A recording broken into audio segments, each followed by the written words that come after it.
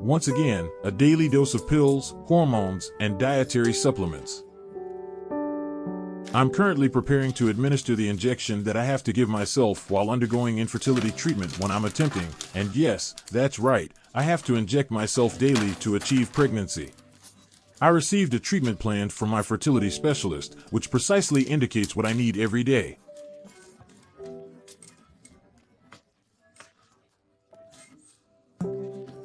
And it's really a lot, and it's not usual infertility treatment, to be precise, but it's a bit more than that, but it also needs to be taken into account if you want to achieve your goal.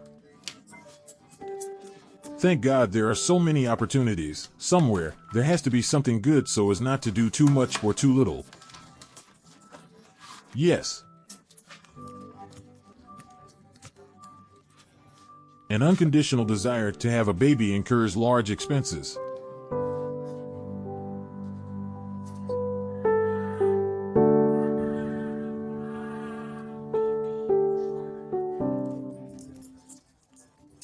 Lela and her husband spent €13,000 on their first pregnancy. Numerous examinations, medications, and injections were necessary to create a little miracle. Not everything is covered by the state. There is some financial support for infertility treatment, but only under certain conditions and 4 attempts.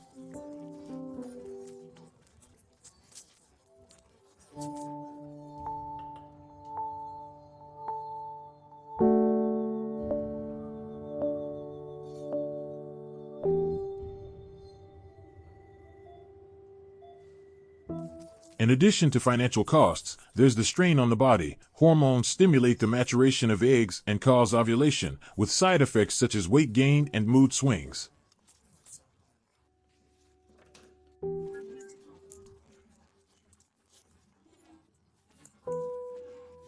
It's simply unimaginable. At first, you're swallowing these pills, then those, stimulating this and that, and trying various things, but these are hormones. These are just active substances that do something to your body, and it's noticeable. It might not be entirely clear to a man whose hormonal base is stagnant. We've had strong arguments.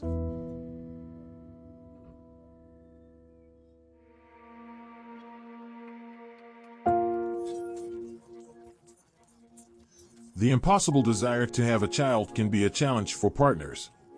You dream of the typical cliché, and I would say, get married, build a house, have children. We both come from full-fledged families, and we're family people to the core, and of course, you want to continue this in the future.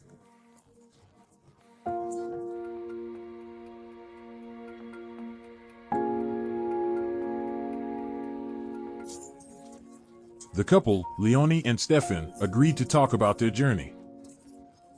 But they want to remain anonymous, as they both have public professions. Nothing happens when they first try to conceive in the first few months. Leonie and Stefan are both under 30.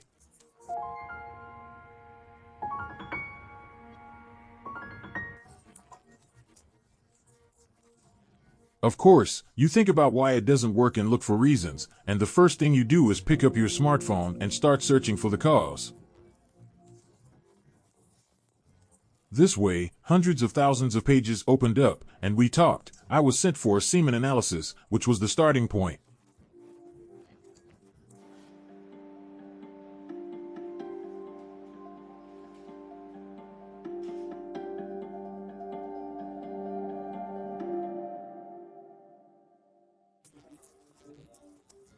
Many men don't know that the cause is 40–50% hidden in the man. Everyone thinks he's a breeding bull. But that's not the case. For example, I dealt with the issue and studied research when men were examined from barracks when the army existed. A total of 200 people, and only 5 of them would have been suitable to freeze their sperm. 5, that's madness.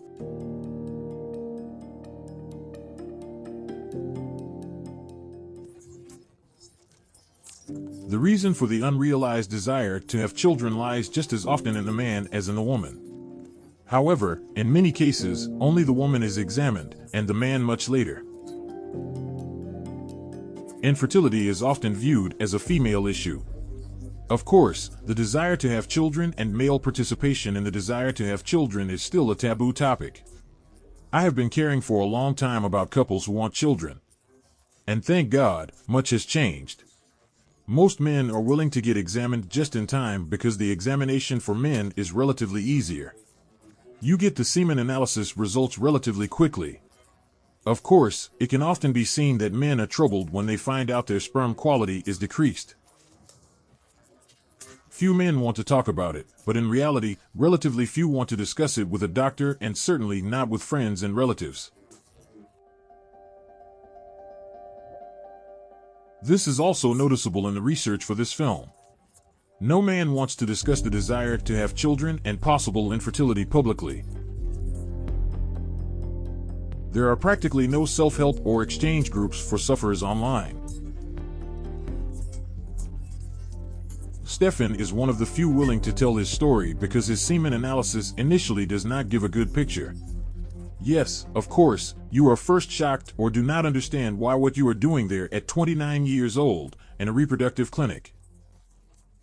When you think you are completely healthy, but the semen analysis shows that the sperm somehow has limited movement.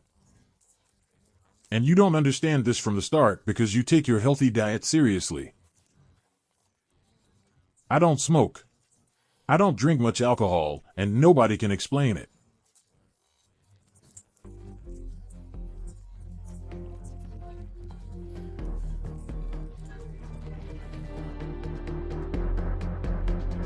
A man has about 50 million sperm per ejaculation.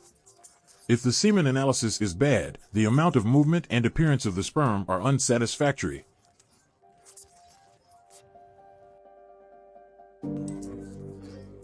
Here it is obvious that the sperm density is reduced, and many sperm lie there and don't move forward.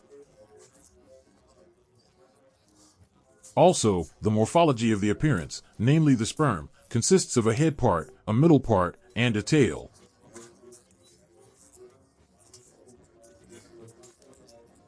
There are formations with deformations. There can be two heads, the tail is missing, and the tail is too short.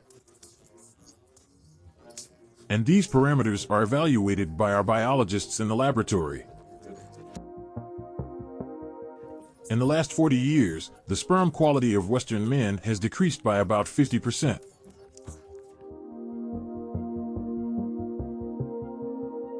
However, the investigation of the causes is often insufficient. If it were that simple, we could offer relatively simple treatment methods. It's not easy. There are many reasons. On the one hand, smoking. That's alcohol consumption. It's the minimal movement that we all do. Food habits. Overweight.